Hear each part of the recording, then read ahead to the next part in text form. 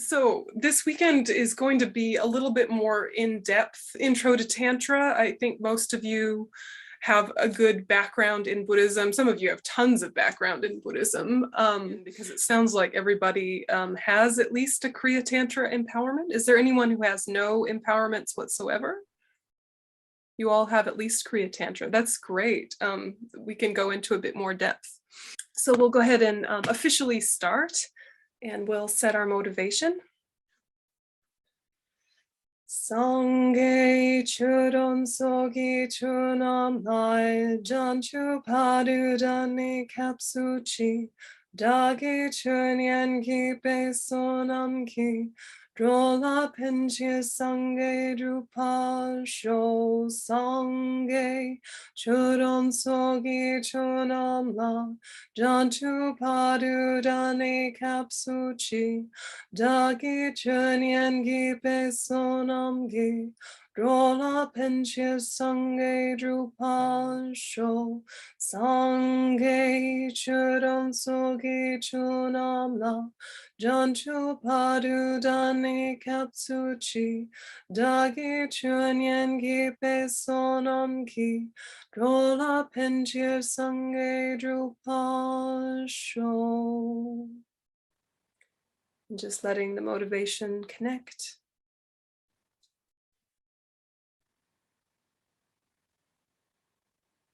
Okay.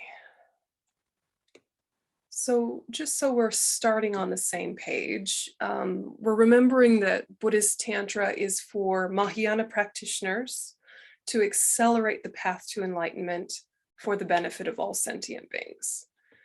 And these practices, all of them, rely on having an understanding of and a conviction in the three principal aspects of the path.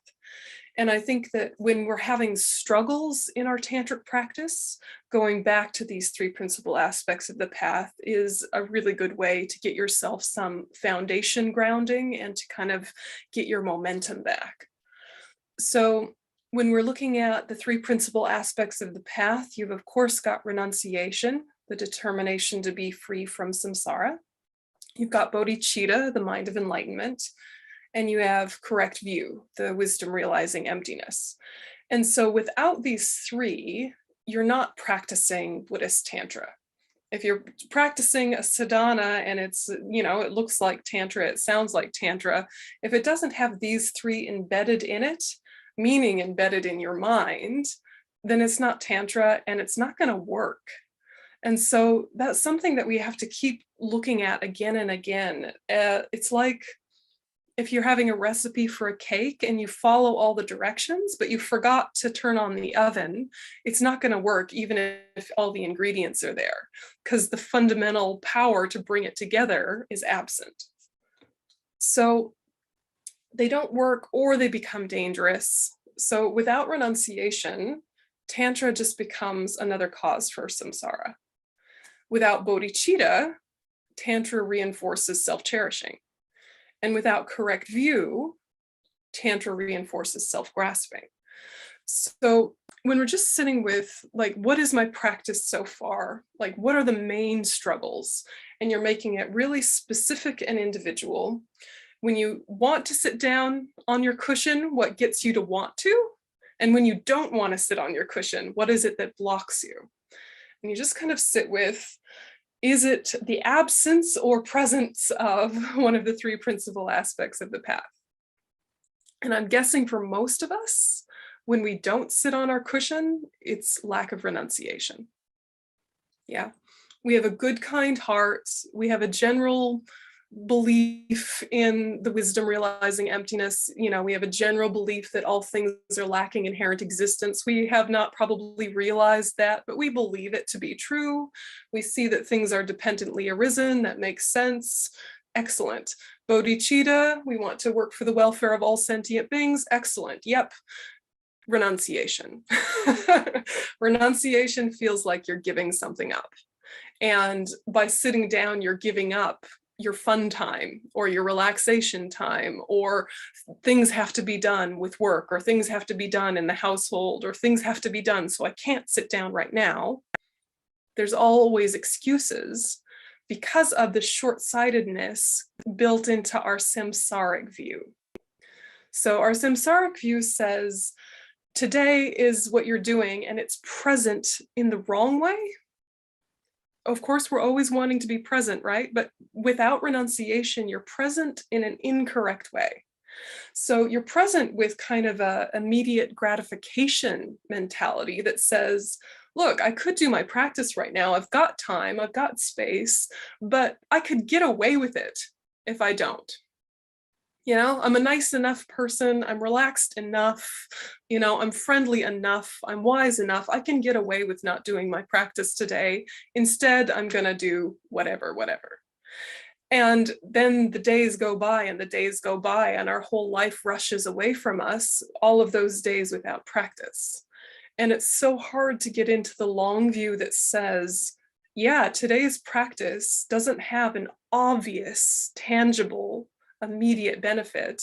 Some days it does, actually, but some days it doesn't. But it's the continuity of days that builds depth and power. It's the continuity of days of practice. And keeping the continuity is where so much richness and development comes from. But again, our lack of renunciation creeps in and says, I already did that though. I already understand how that would work were I to do it. So that's as good as having already done it. I understand the psychology behind it. So what's the need to actually go through the motions? Or I don't understand this at all. I've been going through the motions and nothing has happened. So what is the point? Enough. It can, can kind of go either way. Kind of gives us permission to be less than we could be. Because where we are right now, we can get away with it. Do you know what I mean by get away with it? Like you are nice enough already, you're a polite person, you can do your taxes, you feed the dog, you speak kindly to your spouse, whatever, like you're a nice person, you can get away with it. People in your life might even think that you're kind of a deep person or kind of a spiritual person. You already have that ambiance or something. You can get away with not doing anymore and still kind of have your ego satisfaction complete of being, I am a good person, I recycle, And the problem is that if we just kind of rest on that, it doesn't mean we'll stay at that level. We actually might regress. Yeah, and just kind of staying as we are, we're not going to naturally progress and naturally get wiser with age. People who get wiser with age is because they proactively engage with the lessons of their life. Some people don't proactively engage with those lessons and stay as they are or get worse. So it's possible to get wiser as we age, but not inevitable. So we want to make sure that we're making the best use of the passage of time. So when you're asking yourself questions about renunciation, you want to ask yourself about the suffering of change. You already know the Four Noble Truths, you know the 3 types of suffering. This is old hat, this is basic Buddhism. But do we remember how the suffering of change looks like happiness? Do we remember that? And that when you're bringing Tantra into your daily life, you can actually use the suffering of change differently and enjoy life more richly and fully on a day-to-day basis if you've got that basic renunciation bodhicitta correct view. So right now we have the suffering of change and it feels like pleasure and we think it feels so nice to sit down, but after a few minutes it'll be so nice to stand up. And it feels so nice to go for a walk until we're tired, and then it'll feel so nice to come back home and sit down. The suffering of change dictates the choices of our life. We know this. But with a tantric view, you're remembering, my intention is to become free from samsara. With correct view, you're remembering none of this is inherently existent. And with bodhicitta, you're remembering, I'm doing all of this for the welfare of all sentient beings. And so therefore, this present moment happiness, I'm going to lean into even more deeply, holding those awarenesses. And then it doesn't become a trap, it becomes fuel. So you can start to use the pleasurable experiences during the day differently, rather than feeling like, this is all samsara has to offer and I'm too tired to get out of samsara, so I might as well just enjoy samsara. That's kind of what we do. Yeah, I know samsara is not so good, but it's not the worst thing on earth. I've got a human rebirth, you know, I've got a roof over my head. I'm going to have cake. Yeah, that's kind of what our mind does. Or it says, oh, I'm so bad for having cake. I'm such a lack of renunciation person. Oh, look at me going for the suffering of change. You know, we sort of do these weird guilt trips with ourselves. With the tantric view, you say, ah, cake. Cake is a condition for happiness. It's not a cause, it's a condition. And it's not inherently pleasure. I know that. And if I believe that it is a cause for happiness, I'm going to get trapped in samsara even more. So I'm going to remember the cake is empty, and I'm going to eat this delicious cake, remembering emptiness, and I'm going to give it to the guru deity who resides at my heart and feel filled with bliss and joy. And at no point am I giving credit to the cake, but I'm using the cake as a catalyst. And then if you don't have cake, you have oatmeal, oatmeal becomes a catalyst. Right? And you have a cup of tea and you ran out of milk, it's not the end of the world. The cup of tea will still work because you haven't given all the power to the object. So with the tantric view, you're using everything you already know from the sutra view, and then you're adding a layer to it. So you're saying to yourself very different things about your consumption of resources and about what's happening with your five senses. You're saying, normally I know my five senses are the doorways to all non-virtue, really. I'm craving things for the eyes, craving things for the tongue, craving things to touch, craving through all of my senses. Now, how about I use the objects of craving and take the power out of them by remembering emptiness, remembering renunciation, remembering bodhicitta, and now I will use them, and I will use them differently, but still access the bliss that they are a catalyst for. So then your whole life becomes Tantra. You know, you wake up in the morning and you take a shower, you're offering a shower to the deity. Yeah. And then you dry yourself off with a really lovely towel. Like you make sure your towels are all fresh and clean and glorious, and you pat yourself dry. You're offering cloth to the deity. You get dressed, you're offering divine clothes to the deity. All of the little sensorial things in your day become actually much more enriching. And you can do this even if you're wearing totally boring clothes, or like me, the same clothes every single day. You know, it's not about the substance, but you use the substance as a catalyst to reinforce both bliss and your awareness of emptiness. You know, and then you're walking around and then you engage with people, and here's where it gets more complicated, right? You engage with people and you think, my job here is to hear all sounds as mantra. And then someone says something narky or something critical, and you think, yes, so mani padme hum, I hear you. But part of you says, doesn't really sound like mantra, sounds like criticism or sounds like nonsense. You're not trying to talk over the top of your worldly wisdom. You're trying to hold your worldly wisdom simultaneously with the tantric worldview. So the danger becomes when we're practicing Tantra in daily life that we're wrestling between ordinary wisdom and Tantra wisdom, and like we have to choose, when really you're holding parallel truths and you're just staying with them both. And you're recognizing that because we haven't realized emptiness yet, all appearances are deceptive. But we do understand emptiness, even though we haven't realized it, which means the space of infinite possibility is opening up to us a bit more. And everyone has Buddha nature. So what you're doing is you're trying to lean into the fact of their Buddha nature as who they are, more than their afflictions. Right now, we identify people as their personalities and their bodies and our interactions with them and all sorts of very superficial things, which are new, which are dependently arisen, which are not them.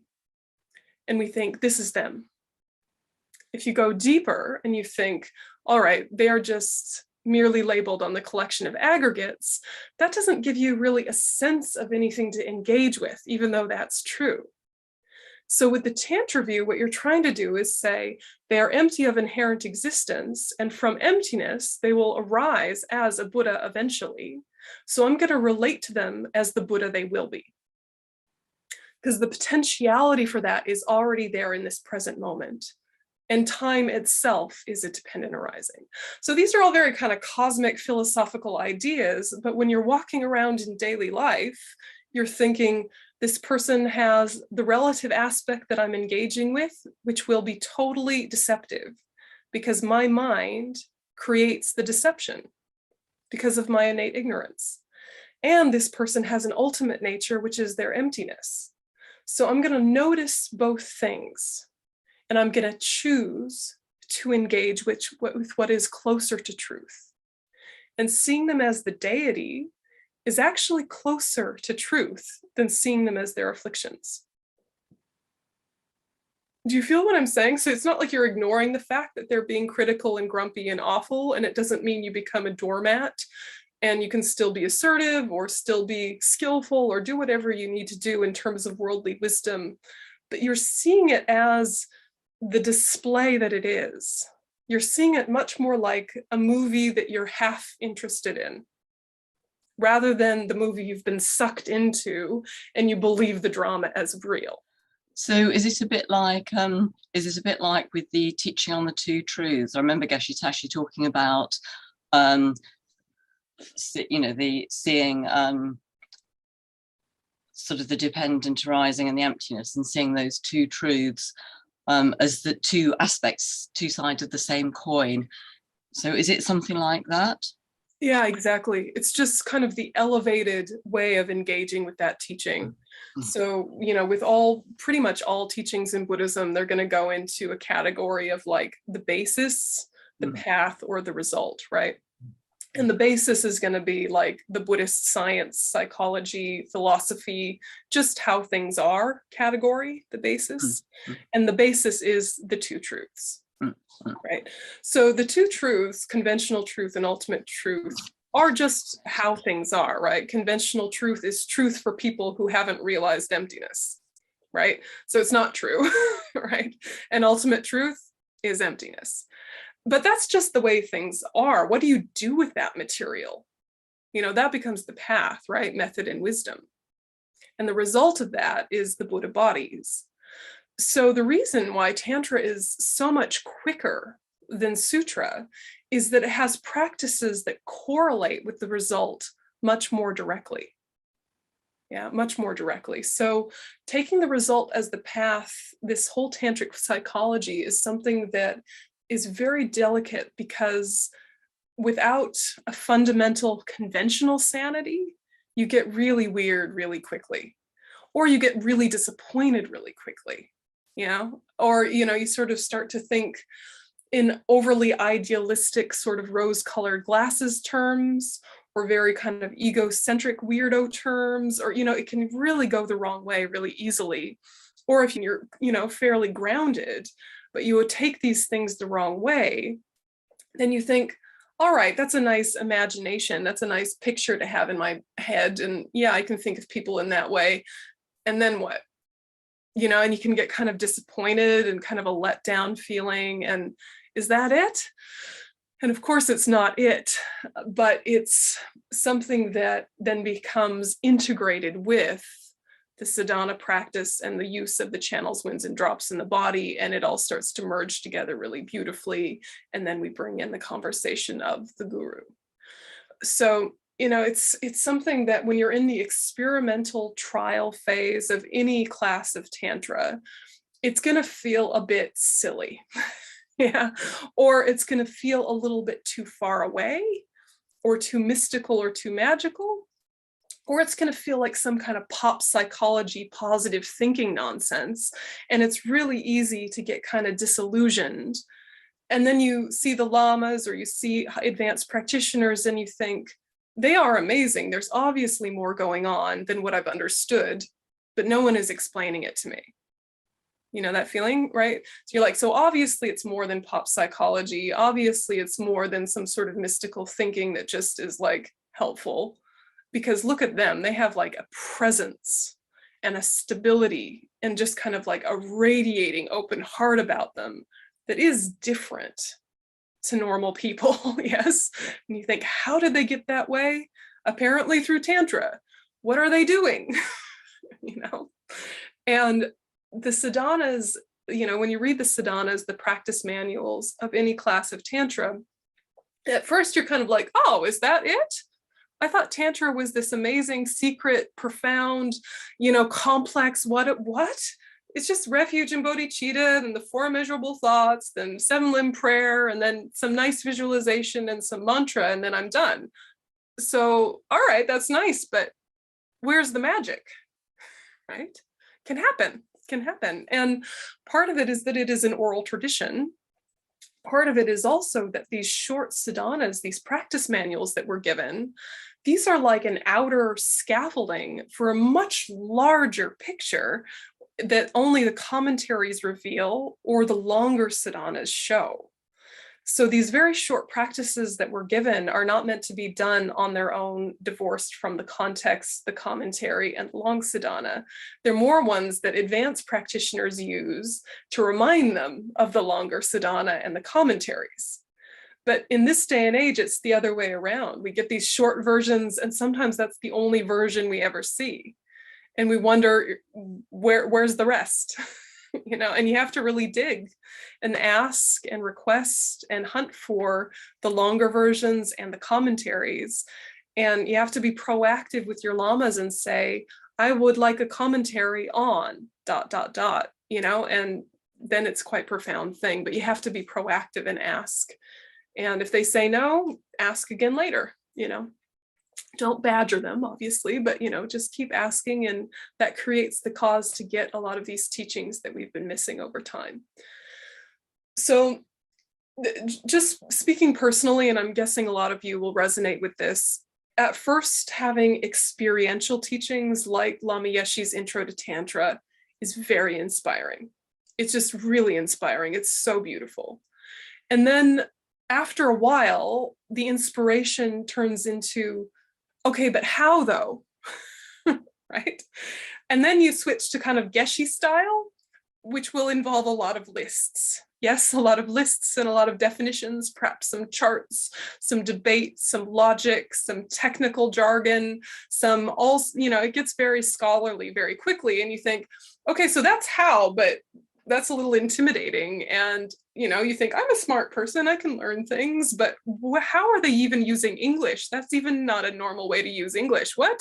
You know, and you get kind of stifled, yeah, because you kind of have this great inspiration, and then you look at the technical stuff and it's really what? And what you need to do, or at least what's worked for me in the past, is to pivot between those two, and to know that you need teachers who do one or the other or both, but to seek out both. So I have some teachers that speak only magically, only inspirationally, beautifully and profoundly. I have no idea what they're saying half the time, but I'm very happy about it.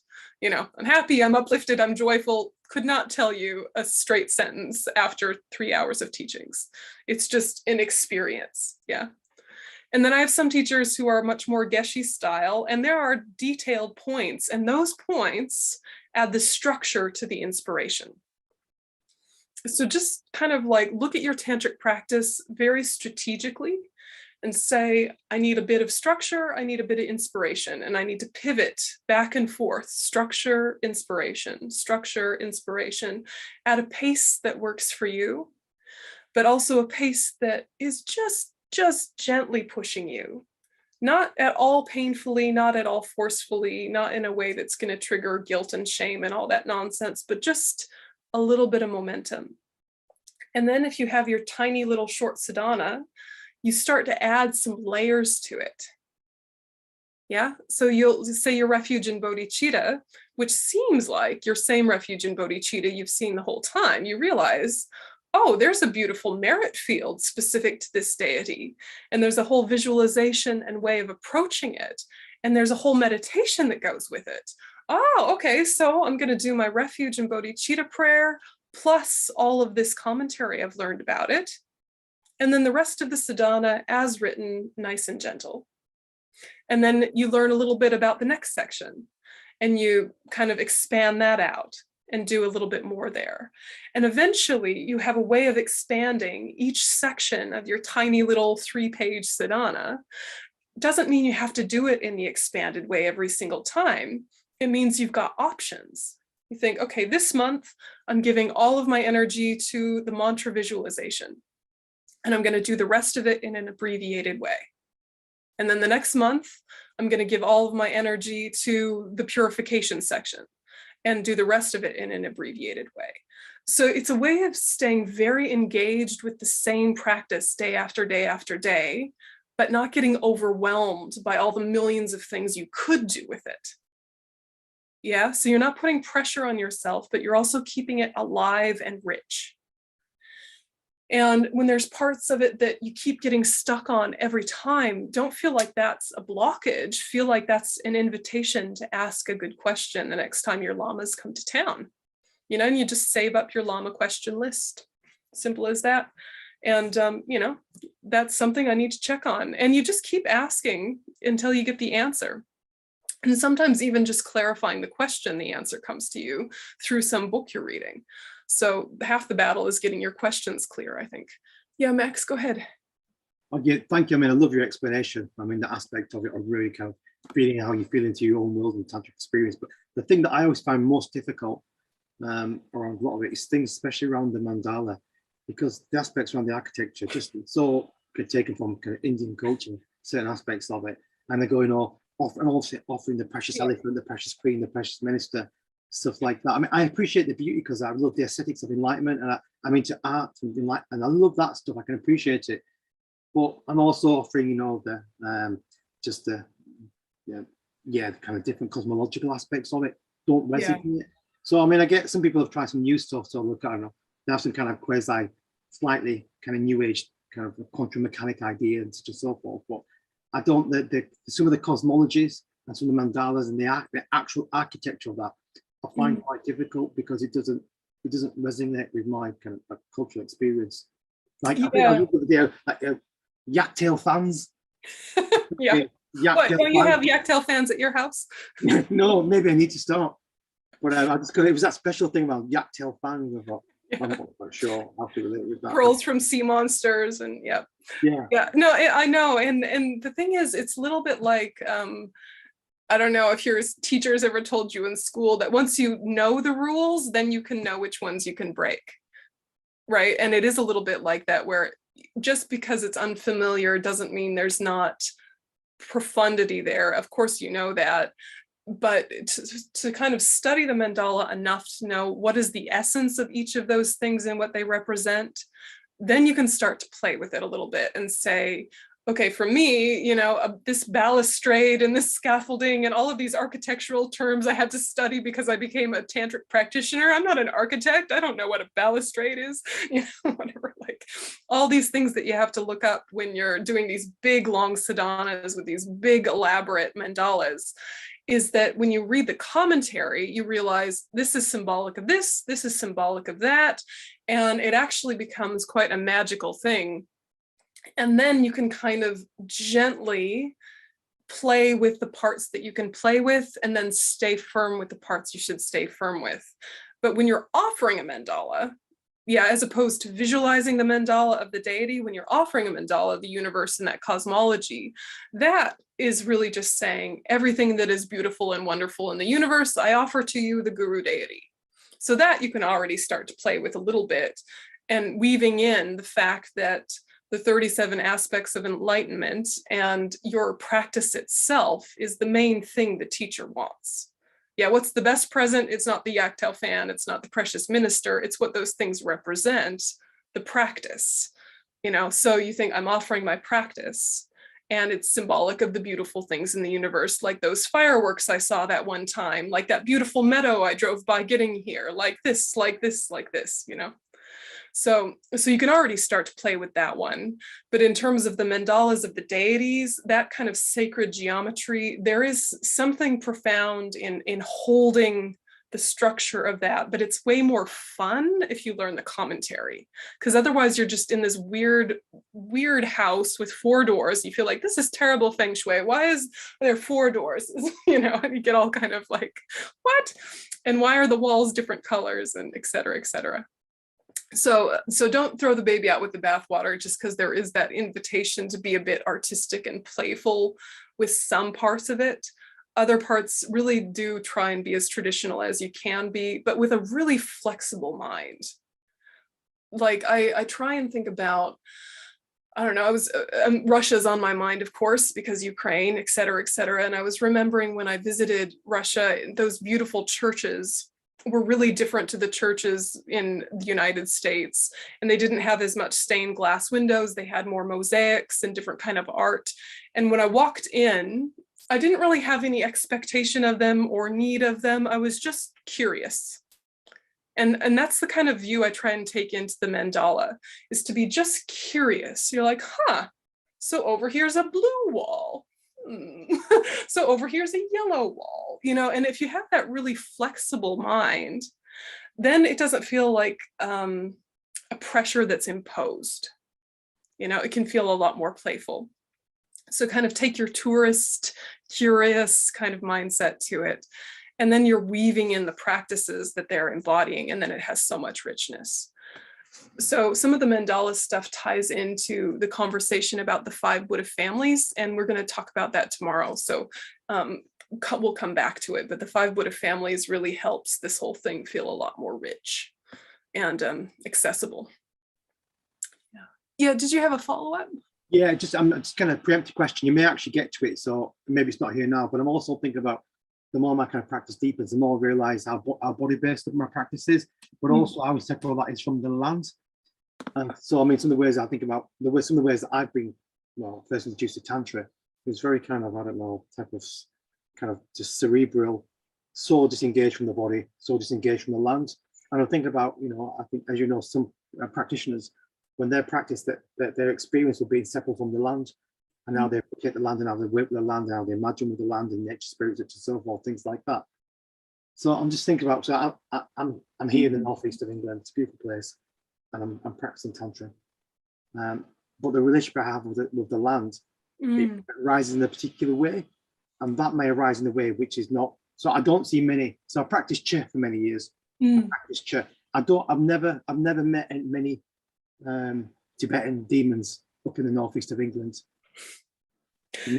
But they all. And the thing is that like protector practice and I don't know, just kind of awareness of protector spirits, they don't have to be the ones that were subdued in Tibet and converted to Buddhism, but every land does have landlord spirits, right? Like every indigenous culture in the world knows about deities. It's at the end of the day, it doesn't have to be all of those very specific Tibetan names, but that respectful attitude is the main thing. Brilliant. Yeah. So it's related to the specific elements.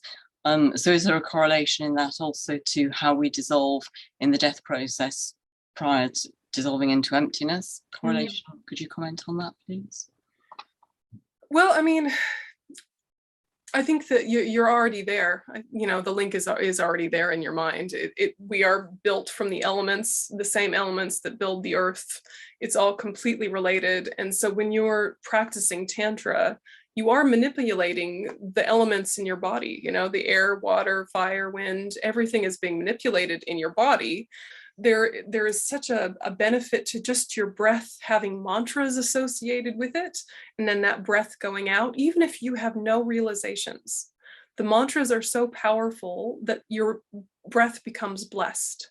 You can start to feel when you're doing these mantras that there's more going on than you are specifically controlling. There's some sort of alignment happening. Sometimes there's some release and some energy that can happen. And you just try and say, that's very interesting, but it's not something I'm going to get fixated on, because the point is to become enlightened. And so these interesting energetic experiences are showing me that this mantra has an effect, but I'm not going to get lost in the experience because bodhicitta, bodhicitta, bodhicitta. Yeah. So gently, but do you need a quick stretch and then we'll dig into some content and maybe do a little meditation? 15 minutes? Okay, see you 15 minutes.